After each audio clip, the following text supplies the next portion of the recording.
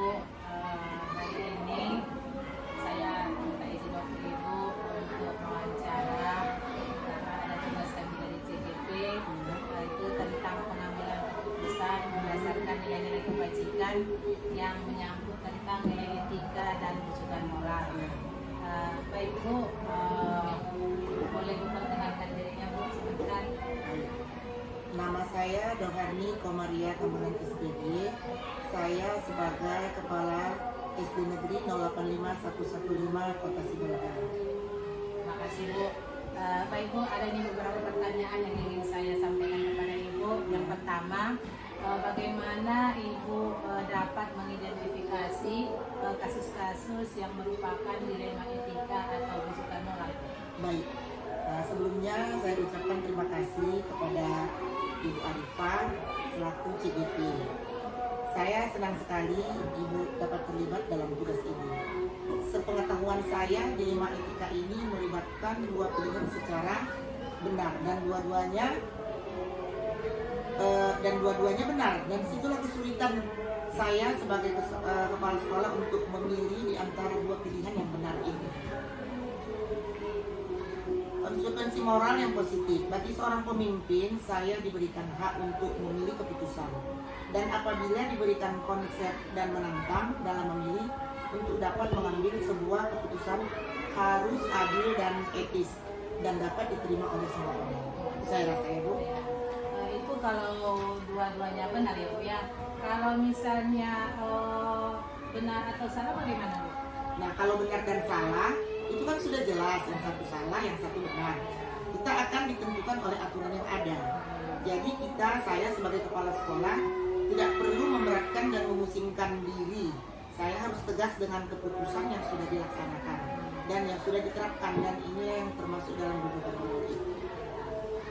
Baik Bu, selanjutnya selama ini bagaimana Ibu menjalankan dalam mengambil keputusan di sekolah kita, terutama untuk kasus-kasus di mana nanti ada dua kepentingan yang sama-sama benar atau sama-sama yang mengandung nilai kebajikan? Nah, itu memang menjadi dilema bagi seorang pimpinan untuk mengambil keputusan dari permasalahan yang sama-sama benar. Tetapi saya tetap berpegang teguh pada peraturan yang sudah disepakati bersama. Tapi juga melihat nilai-nilai kebaikan dan bermanfaat bagi banyak orang yang didasarkan pada rasa peduli, kasih sayang, dan memikirkan dampak jangka panjang dan jangka pendek. Berarti nilai-nilai kebajikan itu sudah ada ya Bu? Sudah ada aturannya. Baik Bu, selanjutnya langkah-langkah atau prosedur seperti apa yang Ibu lakukan selama ini? Oh, yang pertama, saya akan mengumpulkan fakta mengenai kehadiran siswa yang tidak ada pemberitahuan kepada guru. Nah, dengan melakukan analisa kasus ini, saya melihat siapa saja yang terlibat, nilai apa saja yang bertentangan. Saya membutuhkan data dan fakta yang mendukung alasan siswa kenapa dia tidak hadir, serta melakukan uji kebenaran atau salah. Yang kedua, saya akan mengadakan pertemuan dengan siswa yang terlibat dan mendengar alasan siswa tersebut dan memberi pemahaman tentang pentingnya kedisiplinan serta tanggung jawab. Yang ketiga, saya akan menyuruh guru untuk memanggil orang tua tersebut untuk berdiskusi dan mencari solusi bersama. Dan yang terakhir, saya melakukan monitoring lanjutan kepada siswa tersebut. Apakah hanya kepada siswa saja Bu? Kalau kepada guru bagaimana? Ibu melakukan monitoring juga? Termasuk kepada guru, saya juga menanyakan tentang kehadiran siswa dan monitoring terhadap guru.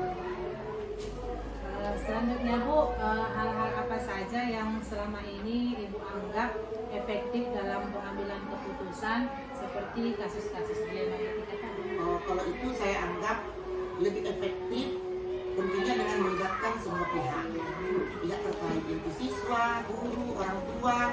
Jadi kita di sini menjaga keseimbangan dalam menegakkan aturan. Jadi aturan itu termasuk disiplin, empati terhadap individu siswa. Dengan maksud saya tidak hanya menghukum, tetapi mendidik mereka untuk bertanggung jawab. Dan keputusan ini didasarkan pada nilai-nilai integritas, keadilan, dan kesejahteraan bagi siswa untuk jangka panjangnya ke depan. Kemudian Bu, agak panjang sedikit ya Bu pertanyaannya. Hal-hal hal apa saja yang selama ini merupakan tantangan dalam pengambilan keputusan pada kasus-kasus dilema etika? Kalau tantangan itu pasti banyak ya Bu ya, namanya berbagai ragam siswa.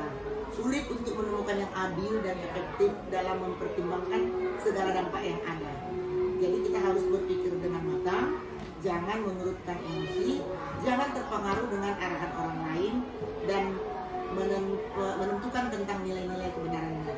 Karena kasus ini munculnya tidak rutin, sehingga tidak ada jadwal khusus untuk penyelesaian kasus dilema etika. Tergantung ringan beratnya kasus. Jika kasus itu ringan, maka bisa diselesaikan secara langsung saat itu juga. Tetapi jika permasalahannya berat sehingga memerlukan penanganan melalui tahapan-tahapan yang berlaku, ya kita harus meninjau fakta, data, kemudian komunikasi dengan semua pihak, yaitu murid tersebut. Kemudian kita koordinasi, bermusyawarah dengan tim untuk mengambil keputusan yang terbaik dan yang paling tepat. Berarti melihat kasusnya juga ya Bu? Iya, kasus kan tidak sama Bu. Oke Bu, selanjutnya apakah Ibu memiliki sebuah tata cara atau jadwal tertentu dalam sebuah penyelesaian kasus, atau mungkin Ibu langsung menyelesaikannya di tempat, atau bisa juga memilih jadwal untuk menyelesaikannya, seperti bentuk atau prosedur seperti apa yang dilakukan? Nah, tadi saya kan sudah menyampaikan pada kasus dilema etika yang bersifat ringan biasanya langsung diselesaikan saat itu juga. Namun pada masalah yang lebih besar diperlukan jadwal tertentu untuk menyelesaikannya sesuai dengan prosedur yang ada. Seperti yang sudah saya sampaikan, jika kasus itu besar, saya akan menganalisis terlebih dahulu sebelum mencapai mufakat bersama sesuai prosedur dan tidak tergesa-gesa dalam mengambil keputusan sambil menjaga komunikasi yang baik. Baik Bu, adakah seseorang atau misalnya faktor-faktor yang lain mempermudah Ibu untuk membantu dalam mengambil keputusan yang Ibu ambil gitu? Nah, karena sekarang ini kan kebetulan sekolah kita ada CGP. Nah, saya rasa CGP itu sangat berperan aktif di sekolah. Jadi CGP ini bisa memberi wawasan dan pengetahuan yang baru sehubungan dengan prosedur pengambilan keputusan menghadapi dilema etika. Faktor-faktor yang mempermudah saya dalam pengambilan keputusan adalah koordinasi yang baik dengan tim seperti tata usaha, staf, guru, komite, wali murid, dan pihak yang terlibat, serta peraturan yang berlaku atau disepakati bersama. Mudah-mudahan ya Bu, semoga dapat membantu dan memudahkan Ibu Insya Allah, Bu. keputusan. Satu lagi ya Bu, dari semua yang telah Ibu sampaikan tadi, pembelajaran apa yang dapat Ibu ambil atau pengalaman yang mengambil dalam Ibu mengambil keputusan tadi? Pengambilan keputusan yang saya lakukan dengan mempertimbangkan paradigma dan proses berpikir dalam dilema etika, yaitu komunikasi, koordinasi. Selanjutnya dilakukan pengujian dengan menggunakan langkah-langkah sistematis, yaitu seperti pendekatan holistik, kolaboratif dalam menyelesaikan masalah, baik dengan guru ataupun siswa, dan menjaga konsisten dalam penerapan aturan dan konsekuen agar pengambilan keputusan akhir yang diambil itu sesuai sasaran dan berdampak positif terhadap anak. Keputusan yang tepat ya Bu ya. Baik Bu, terima kasih saya ucapkan kepada Ibu Kepala yang telah memberikan waktunya untuk saya. Semoga apa yang saya dapatkan tadi melalui hasil wawancara kita ini kan Bu, dapatlah memberikan semangat bagi saya dan pengalaman baru dalam mengambil keputusan yang bijak dan tepat. Terima kasih ya Bu ya. Assalamualaikum.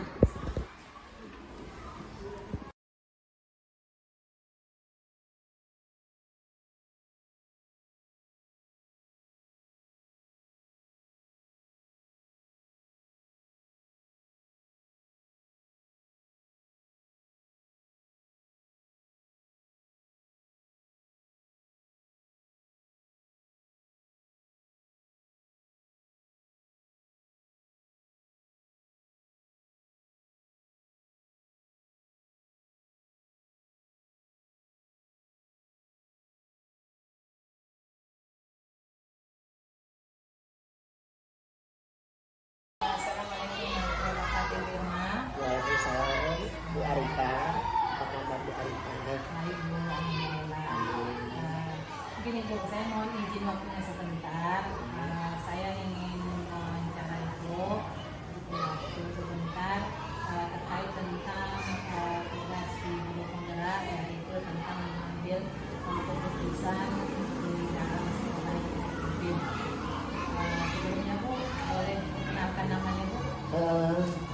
Baiklah, nama saya Irmawati Panggabean. Saya kepala sekolah di SDN 081224. Hanya segitu aja perkenalannya. Boleh Bu. Nah, kita langsung ya Bu ya. Ya, Pertanyaan yang pertama yaitu selama ini bagaimana Ibu dapat mengidentifikasi kasus-kasus yang merupakan sebuah dilema etika atau rujukan moral? Baik Bu. Selama ini saya mengenali kasus-kasus itu yang dilema etika melalui konflik kepentingan yang saling bertentangan, tapi sama-sama benar. Ini sering terjadi ketika kebijakan sekolah dan kepentingan individu peserta didik yang bertentangan. Jadi dengan begitu saya bisa mengenali yang mana di dilema etika dan juga rujukan moral karena sama-sama benar Bu. Baik Bu. Kemudian selama ini bagaimana Ibu menjalankan pengambilan keputusan di sekolah Ibu? Misalnya terutama tentang kasus-kasus di mana ada dua kepentingan ya Bu ya, yang sama-sama benar itu atau yang sama-sama ada mengandung nilai kebajikan. Yang saya jalankan yaitu saya menggunakan pendekatan analisis, ya, di mana saya melihat ada pro dan kontra dari kedua kepentingan tersebut Bu. Jadi dari situ kemudian saya analisis, kemudian memilih solusi yang paling mendukung keberhasilan peserta didik secara keseluruhannya. Jadi dengan begitulah saya mengenalinya. Ya Bu ya, menganalisis dulu ya Bu ya. Kemudian Bu, yang ketiga, langkah-langkah atau prosedur apa yang seperti apa yang Ibu lakukan selama ini di sekolah? Biasanya saya mengikuti prosedur standar. Yang pertama mengidentifikasi masalah anak-anak itu, misalnya masalah anak-anak yang sering mengganggu temannya. Ya, saya identifikasi dulu Bu semuanya. Kemudian mencari alternatif solusi. Ya Bu ya. Yang kedua, kemudian setelah saya cari alternatif solusi, saya meminta unsur masukan dari tim pengajar dan komite sekolah juga saya libatkan agar anak-anak merasa dekat, karena kalau komite kan kadang merasa dekat dengan orang tua siswa, begitu Bu. Konkret ya Bu ya. Iya. Identifikasinya, ada alasannya, dan Harus Bu, masukan-masukannya Bu biar ya. jangan ada salah pahaman gitu Iya, ya. Sekali. Nah, kemudian Bu lagi ya pertanyaannya. Kemudian hal-hal apa saja yang selama ini Ibu anggap efektif dalam pengambilan keputusan pada kasus-kasus dilema etika yang Ibu hadapi? Efektif ya Bu ya. Yang efektif yaitu dengan pendekatan analitis. Ya. Kemudian saya melibatkan pihak-pihak yang relevan dan juga berdiskusi. Menurut saya kalau berdiskusi, kita analisis, kemudian kita libatkan pihak-pihak yang terlibat di situ, kemudian cukup efektif Bu dalam pengambilan keputusan. Iya. Nah, setelah kita analisis kan kita carilah harapannya. Kemudian Bu, hal-hal apa saja ya yang selama ini merupakan tantangan bagi Ibu ya dalam mengambilkan keputusan, terutama tadi kasus-kasus yang terkait dengan dilema tadi? Nah, kalau tantangan itu Bu, tidak lain lagi pasti kebanyakan dari orang tua ya. Orang tua, tekanan dari masyarakat juga bisa menjadi tantangan besar bagi kita, karena ketika kita membuat keputusan yang menurut kita sudah benar, tapi mereka kadang tidak belum tentu setuju dengan apa yang kita putuskan ya kan, terutama jika keputusan yang kita ambil itu tidak sesuai dengan harapan mereka. Iya, tapi kita tetap membuat keputusan. Iya, tapi kita harus tetap membuat keputusan. Selanjutnya Bu, apakah Ibu ya memiliki sebuah jadwal tertentu misalnya kan dalam sebuah penyelesaian kasus dilema, atau apakah memang ibu langsung menyelesaikannya di tempat atau memiliki ada jadwal untuk menyelesaikannya, seperti bentuk atau prosedur seperti apa yang dijalankan? Kalau untuk menyelesaikan masalah itu, saya lebih fleksibel Bu. Saya tidak muluk-muluk. Boleh juga dijadwalkan kalau misalnya masalah itu agak rumit gitu ya, kita jadwalkan tanggal karena kita kan harus menyesuaikan dengan orang tua. Tapi kalau masalahnya yang tidak terlalu ribet, kita ambil yang fleksibel saja Bu ya. Tergantung kompleksitas masalahnya itu tadi ya kan. Jika sederhana saya selesaikan di tempat umum, di tempat langsung ya. Namun jika rumit, saya jadwalkan diskusinya itu. Begitu Bu, saya menyelesaikannya. Bagus sekali Bu ya keputusannya. Terima kasih. Kalau yang kemudian Bu, yang selanjutnya, apakah seseorang itu atau ada faktor-faktor yang selama ini ada mempermudah Ibu atau membantu Ibu dalam mengambil keputusan tersebut?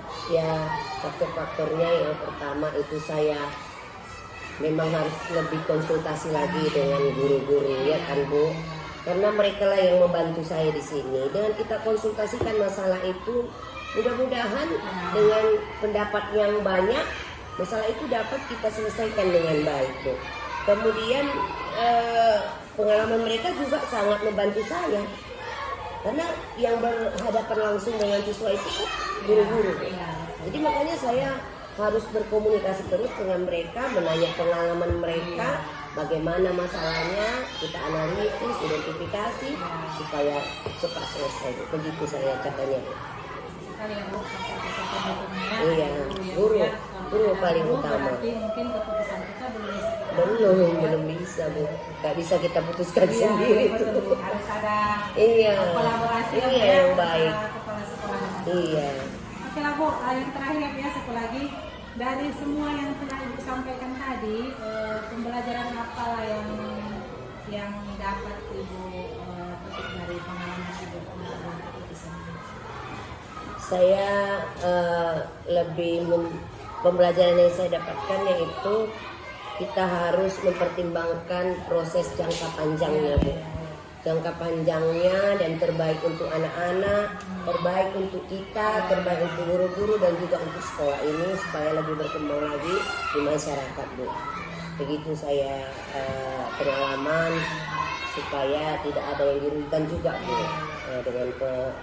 dengan mempertimbangkan jangka panjangnya ya, kemudian kita pasti akan lebih baik. Begitu Bu. Oke Bu, bagi saya cukup jelas wawancara kita hari ini. Saya senang sekali berjumpa dengan Ibu Irma sebagai kepala sekolah. Semoga apa keputusan Ibu ambil tadi dapat bermanfaat bagi saya. Terima kasih ya Bu. Sukses juga ya Bu ya. Terima kasih Bu. Iya. Ini sih ya Bu. Iya Bu. Assalamualaikum. Waalaikumsalam.